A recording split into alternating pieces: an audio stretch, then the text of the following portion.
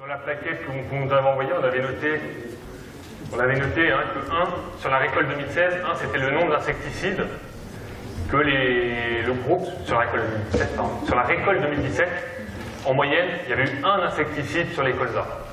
Voilà, donc sachant que je rajoute la fin de l'histoire évidemment, aucun problème particulier de dégâts de charançon du bouchon terminal, dégâts de charançon de la tige, dégâts d'altise, médigète, enfin voilà, il n'y a pas eu de problème particulier, de mise à fleur à cause des médigètes, charançon décidique, c'était en plus pas une année particulière, donc voilà, ça c'est le constat, donc c'est quand même le constat essentiel.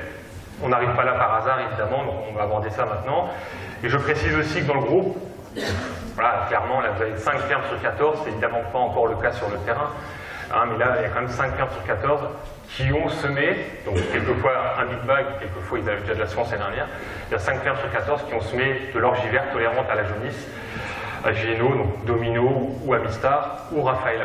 Donc ça on va en parler d'ailleurs maintenant tout à l'heure avec Michel. Jean-Pierre, donc ça la ferme, donc je pense que c'est bon, je te laisse la parole. Oui.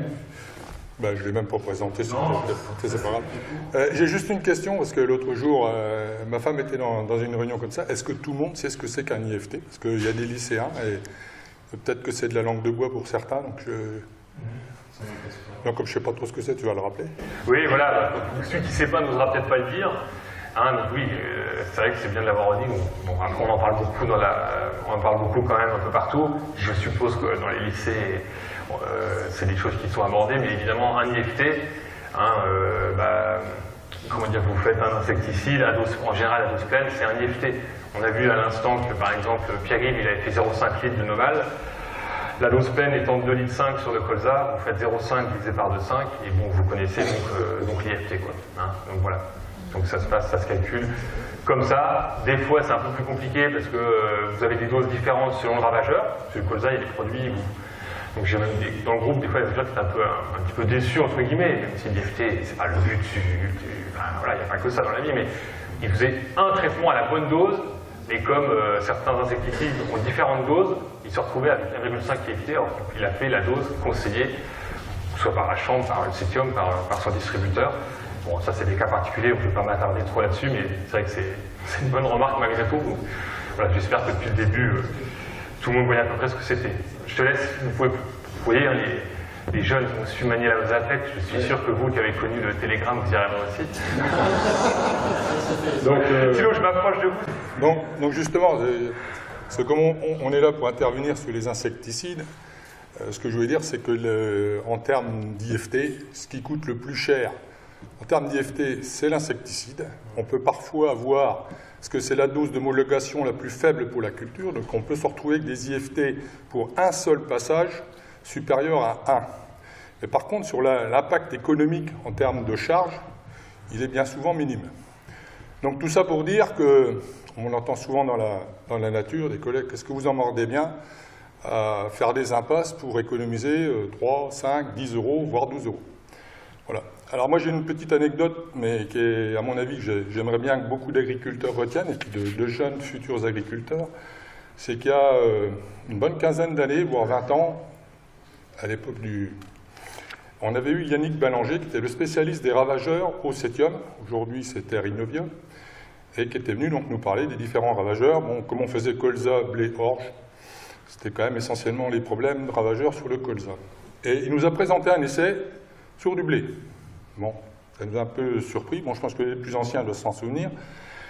Et donc, c'est un traitement sur des pucerons avec des parcelles traitées avec des pyrètres, avec une résistance avérée aux pyrètres, des traitements avec des organophosphorés, où là, il n'y avait pas de résistance, et des parcelles non traitées. Et ils sont allés jusqu'au bout. Et le résultat de l'essai, c'est que les parcelles témoins faisaient plus de rendement que les parcelles qui avaient subi un traitement avec des produits où il y avait des résistances avérées. L'explication qu'il nous a donnée, c'est que non seulement on a très mal maîtrisé le ravageur, mais on a flingué la faune auxiliaire. Et donc ça, quand vous avez pris un peu conscience de ce que vous faites quand vous faites une intervention insecticide, eh ben, vous avez un petit peu compris ce qui se passe dans la nature. Ce n'est pas le sujet, mais c'était un peu avant, c'est comme les ravageurs. Pour mémoire, Xavier, un jour, on avait un piège à limaces, chez nous, avec du Metarex, RG. derrière un colza pour mettre un blé. Et quand on était voir ce qu'il y avait à l'emplacement des granulés qu'on avait mis pour piéger des limaces, on n'avait que des carabes. Voilà. Hein? Mort. Voilà. Et comme on est des anciens, on a connu l'époque où il se racontait beaucoup dans la plaine. Ben, quand vous passez dans le colza, mettez un peu de cypermétrine, c'est une pyrète, hein, c'est un insecticide. Ça ne coûte rien et ça fait toujours un peu de bien. Voilà ce qu'on a connu. Et donc, malgré tout, bon, on va parler des insectes, des vrais, des ravageurs, du colza. J'ai dit en introduction tout à l'heure pourquoi j'étais parti dans la démarche. Bah, vous apercevez quand on fait des interventions, après des seuils de déclenchement, position de cuvette, etc., enfin, on a bien souvent autant de ravageurs dans les cuvettes ou dans les cultures, hein, c'est pas uniquement dans les cuvettes, après intervention qu'avant intervention. Donc c'est qu'il y a bien un problème. Et donc de ce constat-là, tout ce que je vous ai dit avant, donc on a une approche un peu différente. C'est pas le colza, mais on va passer sur le poids. Voilà ce qui s'est fait sur l'exploitation, donc depuis 2014. Les cytones, donc en 2014, je les avais traités parce qu'il y avait pas mal de morsures autour. Hein. C'est un peu comme l'impact, c'est comme si on faisait des poinçonneuses autour des feuilles. La tordeuse, là, bon, je donne l'explication. Il y a eu un piège qui a été mis par un collègue de Xavier qui est dans la salle, et il m'a envoyé un message comme quoi il y avait des tordeuses dans la parcelle et que les seuils de traitement étaient dépassés. Donc j'ai sorti le pulvé. Donc il n'y aurait pas eu le piège, je ne serais pas allé. Mais bon, c'est pas grave. Donc voilà, il y a eu 2 insecticides cette année-là. Bon, les années d'avant, il y en a peut-être eu un peu moins. En 2015, c'est une année particulière. Xavier nous a envoyé un mail en disant, voilà, est-ce que quand vous ferez les traitements en cytone, est-ce qu'il serait possible de laisser un témoin non traité? Bon, alors il y a eu une intervention sur une partie de l'exploitation peut-être un peu tardive. Et je lui ai dit, écoute, on va faire autrement. Nous, on va faire un petit bout traité, puis on va laisser le reste non traité. Puis quand il est parti en vacances, il m'a dit, bah, tu penses toujours? Oui, j'y pense. Donc on a récolté, on a pesé. Il y avait de l'ordre de 2 à 3 quintaux d'écart en faveur de la parcelle qui n'avait pas reçu d'insecticide. Voilà. Donc après, ça nous facilite un peu plus la tâche. Bon, je ne dis pas qu'on s'interdit tout insecticide, mais au vu de tout ce que je vous ai dit, je vous le rappelle, moi je pense qu'on fait, quand on intervient, on fait quand même pas mal de casses collatéraux sur les auxiliaires. Donc on n'intervient quasiment plus sur le poids, le tournesol, c'est pareil. Ah oui, donc la petite astérix, ça c'est parce que je suis un fervent défenseur en disant qu'on a des IFT qui seraient bons à attribuer au monde de la chasse. Et donc en 2016, on a une parcelle où on s'est retrouvé à peu près avec 20% des pieds,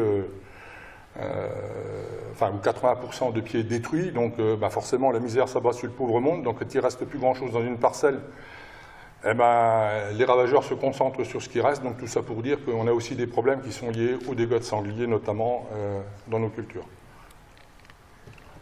Voilà, donc observation, et puis bon, je vais dire, voilà, c'est surtout le deuxième, une forte tolérance.